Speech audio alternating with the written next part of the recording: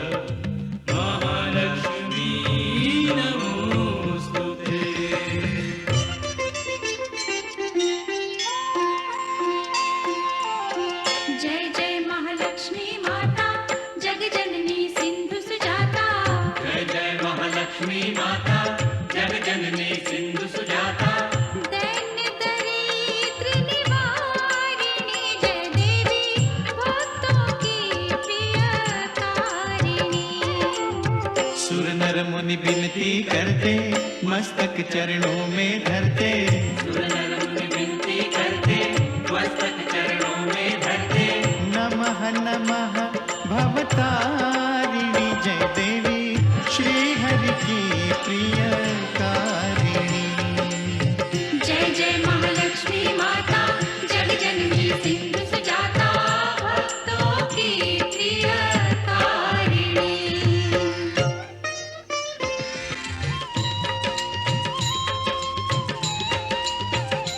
महालक्ष्मी विविध स्वरूपा, महाकाली सरस्वती दुर्गा, वैष्णव देवी कामाक्षा, विंध्यवासिनी योग माया, तुम त्रिपुर सुंदरी माता, तुम क्षीर भवानी शुभदाता,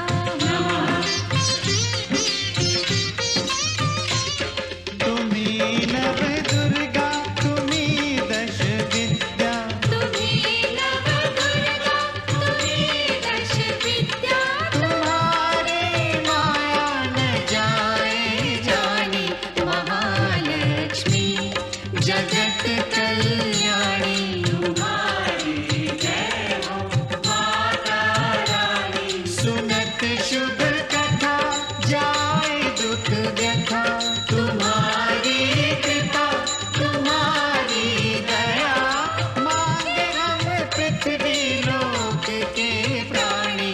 महालक्ष्मी जगत कल्याणी। तुम्हारी जय हो माता रानी।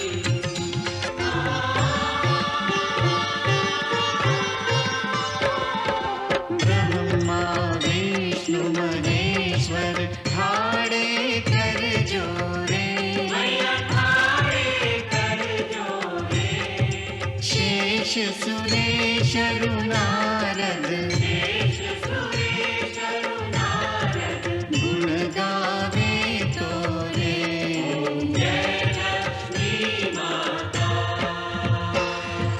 महालक्ष्मी माता सदा निभाना हमसे, स्नेह भरा नाता।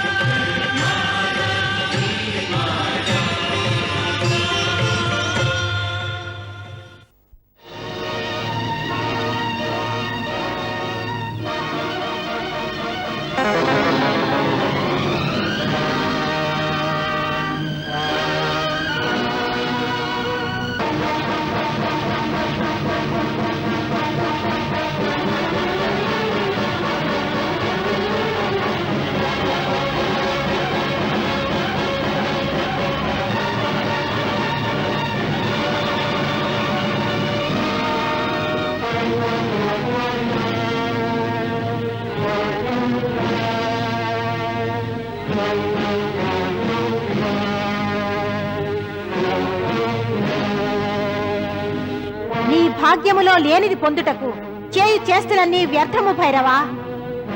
మేము పొందవలసిన దానిని పొందియే తీరేదము. నీవు నీ ఇచ్చతో మా వెంట రాని ఎడల మేము నిన్ను బలపూర్వకముగా అపహరించి తీసుకుని పోయేదము. పెదప నిన్ను పరిణయమాడేదము.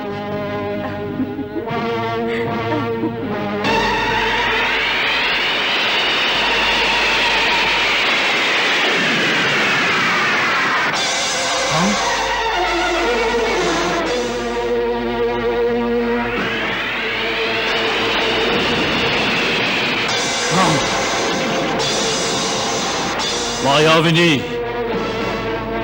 మేము నిన్ను తీసుకునే వెళ్ళదము.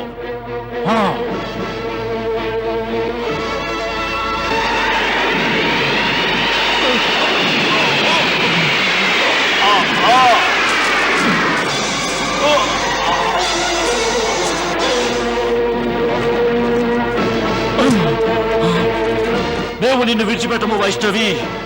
ఈ అవమానములకు అవశ్యము ప్రతీకారము తీర్చుకునేదాము. పితాశ్రీ, నా యొక్క ఈ జన్మ ఉద్దేశమును వీక్షించి నాకు వరుడుగా వచ్చువాడు నా ఈ లోక కళ్యాణోద్దేశమునకు సహకరిస్తూ మరియు వారి ఉద్దేశము లోక కళ్యాణము కావలెను. నేను వారి లక్ష్య సాధనకు సహకరించవలేను. అటులైన అటువంటి వరుడు లభిస్తాడా? లభించును. అటువంటి పురుషోత్తముడైన వరుడు ఈ జగత్తులోనే ఉన్నాడు.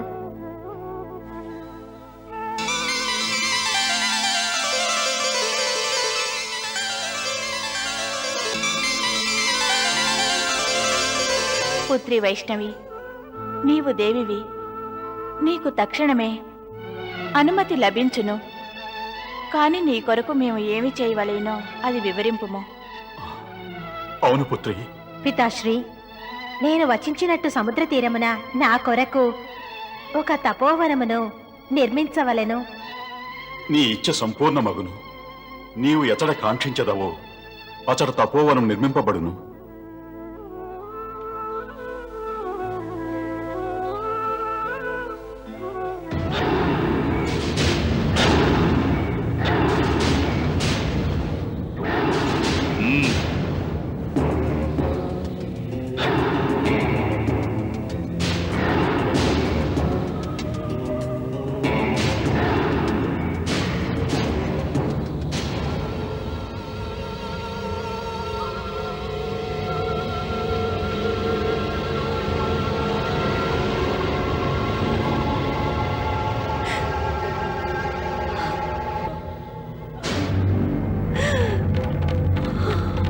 మాతాశ్రీ, నన్ను ఆశీర్వదించండి. నన్ను ఆశీర్వదించండి. ఏ శత్రువులో తమరి నుదుట కుంకుమను తుడిచివేసినారో వారిని నేను సంహరించి తీరవలను. నా పితృదేవుల మృత్యువునకు ప్రతీకారము తీర్చుకొనవలను. ప్రతీకారమనే భావమును త్యజించుము పుత్ర. ప్రతీకారపు మార్గములో పాదము మోపు యాత్రికుడు స్వయముగా తనకు తానే శత్రువు కాగలడు. నీవు నీ ప్రాణములకు ఎందులకు శత్రువుగా మారుచున్నావు పుత్ర? ఎందులకు? మాతాశ్రీ, తమరు అశ్రువులు ప్రవహింపజేసి నన్ను నిర్భరుడుగా చేయ కాంక్షిస్తున్నారా? ఘోర తపస్సు ద్వారా నేను ఆర్జించిన సిద్ధులు తమరి అశ్రువుల ద్వారా నీరుగాచదలిచినారా మాతాశ్రీ? కానీ ఇక తమరి అశ్రువుల వేగము నన్ను నిరోధించలేదు. అవగతమైనది పుత్ర, అవగతమైనది. నీవిప్పుడు పెద్దవాడివైనావు. నీవు చిన్నవాడిగా ఉన్నప్పుడు ఏ ఆపదలోనైనా చిక్కుకొనినప్పుడు నేను భైరవా అని పిలిచెదను. పిలిచిన వెంటనే నీవు ఆగిపోయేదవు.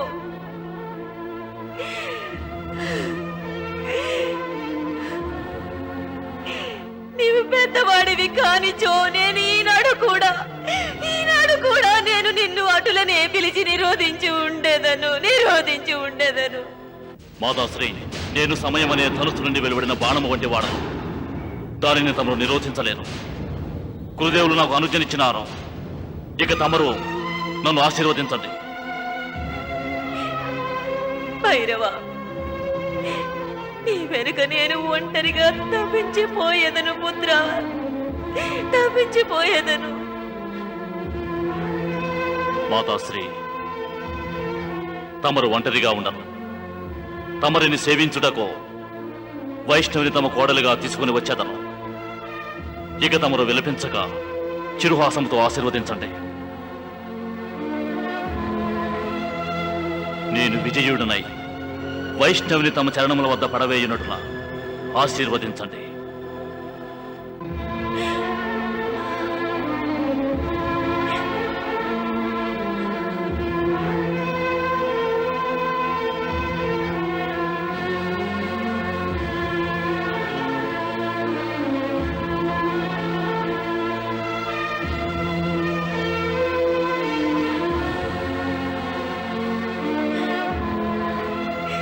హే మాతేశ్వరి, హే జగన్మాత మహాలక్ష్మి, నేను ఇంతకు పూర్వమే నా భర్తను కోల్పోయినాను. కానీ ఈనాడు నాలో నా పుత్రుని కోల్పోవు సాహసము లేదు మాతేశ్వరి. నాలో ఆ సాహసము లేదు. కదలండి.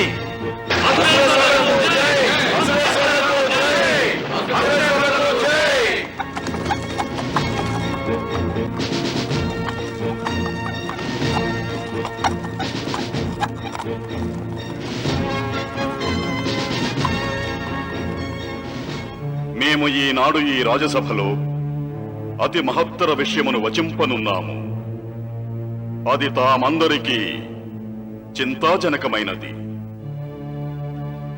మన పరమ శత్రువు దివంగత మహారాజు దుర్జయుని పుత్రుడు భైరవుడు తన పితవలే మనతో తన పారంపర్య శత్రుత్వమును నిర్వర్తించుచు తన విశాల సైన్యముతో బయలుదేరినాడు. మనపై ఆక్రమణ చేయుటకు మన సామ్రాజ్యం వైపు అధిగమించుచున్నాడు.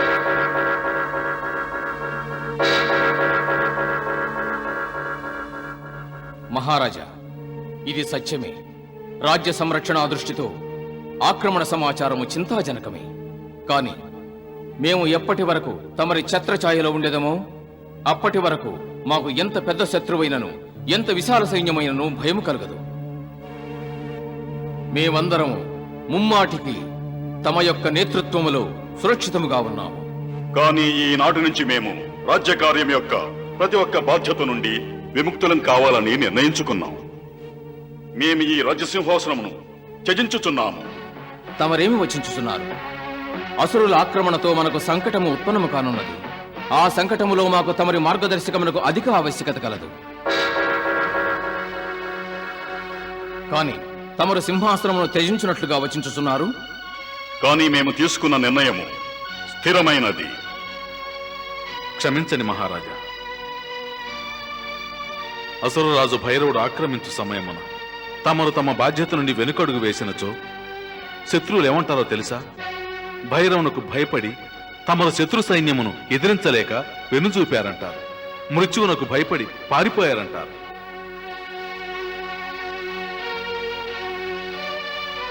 సంకటమును మృత్యువును తమ సమక్షములో వీక్షించి తిరిగి వారు భీరువలే పారిపోయేదరు. కానీ మేము ఈ రాజసభలో మమ్ము మేము పిరికివానిగా భావించలేదు, సూర్యునిగాను భావించలేదు. ఈ నిర్ణయం తమరే నిర్ణయించవలెను. వచించండి ప్రజలారా.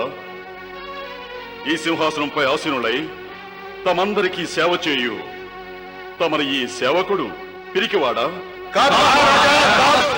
అతడు మృత్యువునకు భయపడి పారిపోవువాడా? అతడు సంకటములకు భయభీతుడగునా? తమరు సర్వగుణ సంపన్నులు కావున ఈ సింహాసనముపై తమరే విరాజిల్లవలెను. లేదు మహామంత్రి, లేదు. ఈ రాజ్యసింహాసనమును అవశ్యం మేము త్యజించవలెను. మహారాజా, యువరాజులు లేనందువలన తమరు వైష్ణవీదేవిని ఆ స్థానంలో ఆసీనురాలను చేయదలుచుకోలేదు. అటులే సంభవించినచో సింహాసనముపైనే కాదు, దేవి వైష్ణవిని మేము మా శిరములపై ఆసీనులను చేసేదాము. అవును మహారాజా, రాకుమారి వైష్ణవిని తమ స్థానంలో వీక్షించగోరుతున్నాం. అవును.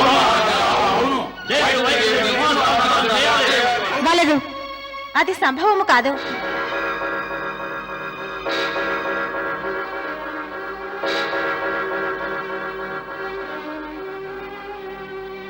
నేను రాజసింహాసనమును అధిష్ఠించలేను.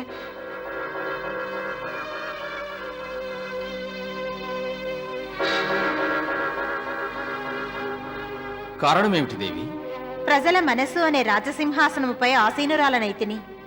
తమరు రాజసింహాసనముపై ఆసీనులై జనులను ఉద్ధరించవలెను. అది ఏ మా లక్ష్యము.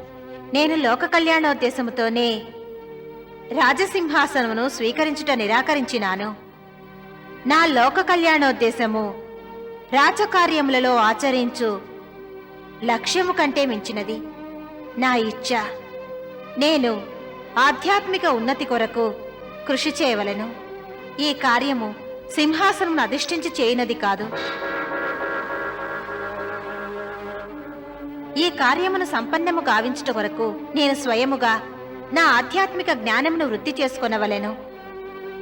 కావున నేను తపోవనమునకు వెడలి తపమాచరించదలిచితిని.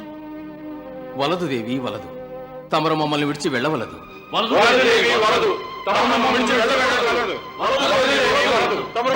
క్షమించాలి దేవి. అసురులు ఆక్రమించి ఈ సమయమున మహారాజు గారు తమరు మమ్ము విడిచి వెళ్ళుచున్నారు.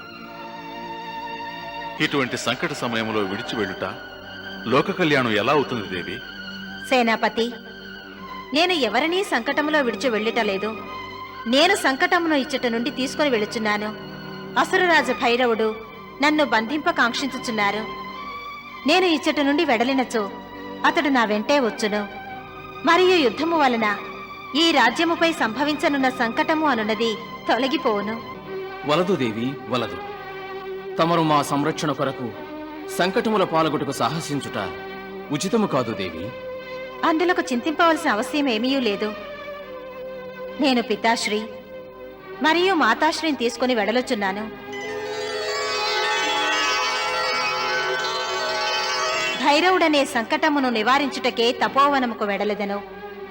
నా తర్వాత భైరవుడు తమరికి హాని చేయలేడు. అయినను ఒక సమస్య మిగిలి ఉన్నది. మహారాజు సహితముగా తమరు వెళ్ళిపోయిన పిదప ఈ సింహాసనము రిక్తముగా మిగిలిపోవును. సింహాసనము రిక్తముగా మిగిలిపోదు. దేవి వైష్ణవి, మా ఉత్తరాధిపత్యం ఎన్నుకుంటలో తమరే ఏక సహకరించవలెను. తమరి వచనమును జనులు ఉచితముగా భావించి మనస్ఫూర్తిగా స్వీకరించెదరు. వచించండి దేవి. ఎటువంటి వ్యక్తి ఈ సింహాసనము కొరకు ఉపయుక్తులగుదురు?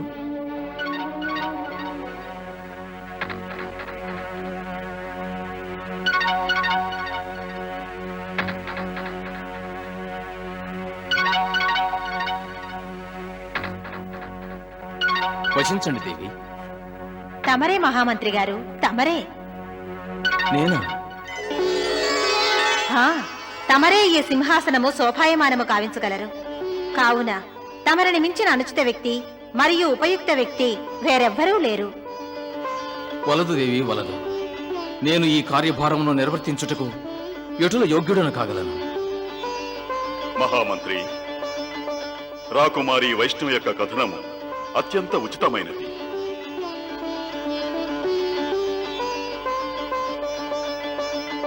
దేవి ప్రసాద, విచ్చేయండి. ఈ రాజసింహాసనమును శోభాయమానము కావించండి.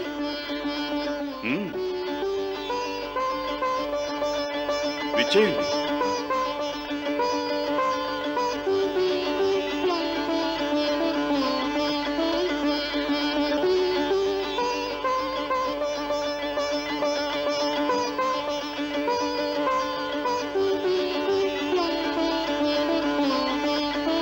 ఈనాడు మేమీ నిండు సభలో ఈ రాజ్య భారమును మహామంత్రి గారికి అప్పగించుచున్నాము.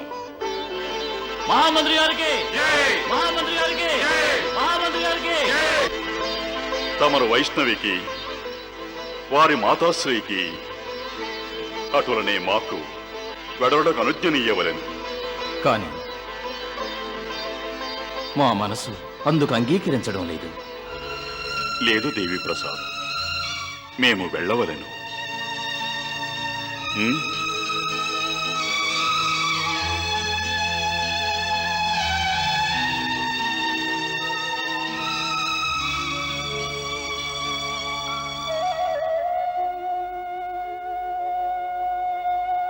పదండి వైష్ణవి. అటులనే.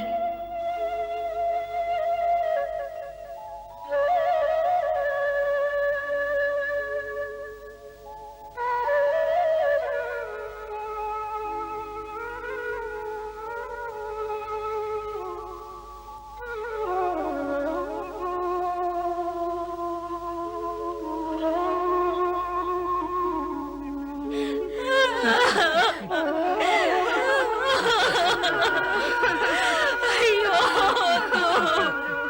వద్దు. వద్దు. అయ్యో.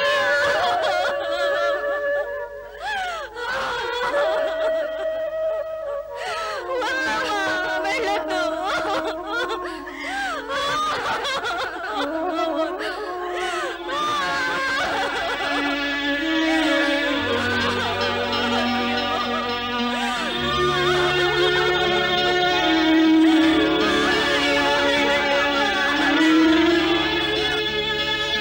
రాజ్య భోగ ధన సంపదలన్నీ తృణప్రాయముగా త్యజించి వెన్నంటి వెడలిరి మాతాపితలు వైష్ణవి దేవిని విడలేక వైరాగ్య భావన పొంది